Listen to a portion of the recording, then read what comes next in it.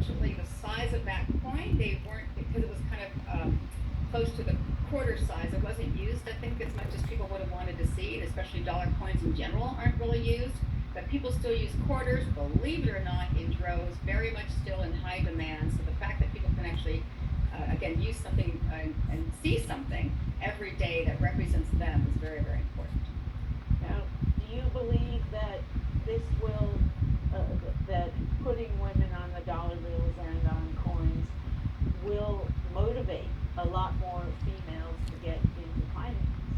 I think anything that highlights the role that women play, period, will motivate everyone, boys and girls, men and women, to think about each other differently. Now, will that translate into more women getting in finance? Look, I think there is definitely, as I mentioned, a correlation between visibility and value, but I also think that there's something that needs to happen when it comes to women in positions of money and power.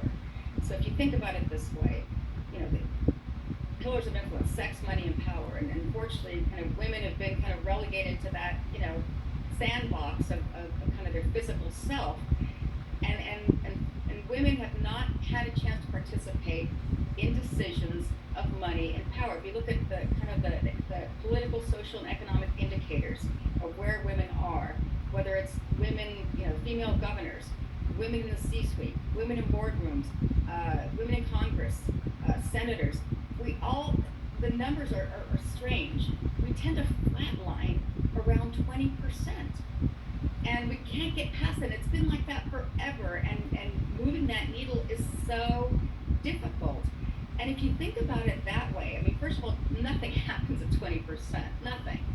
And if men are in 80% of those senior executive decision capacities, they absolutely have to be part of the solution.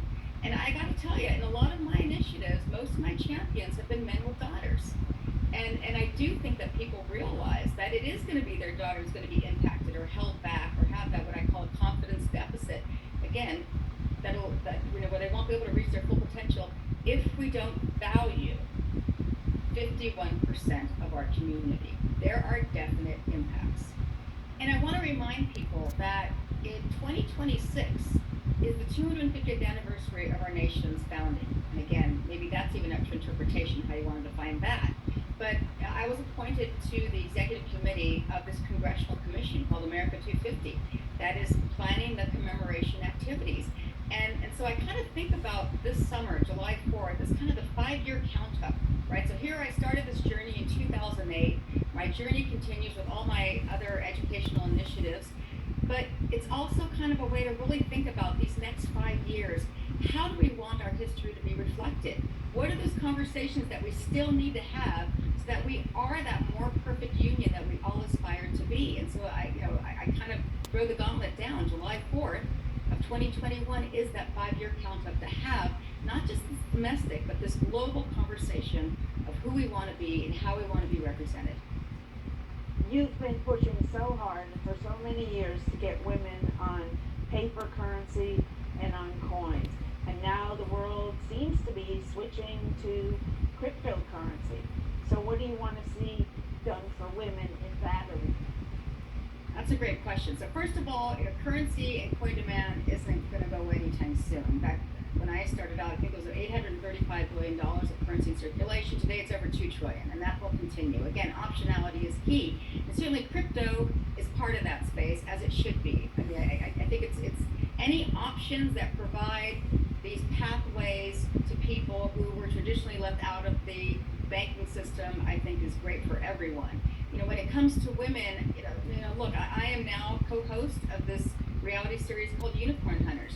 And it's a way to provide access to capital for both pre-IPO founders who are looking to raise money, but also for Main Street investors who would traditionally be locked out of the pre-IPO investment opportunity.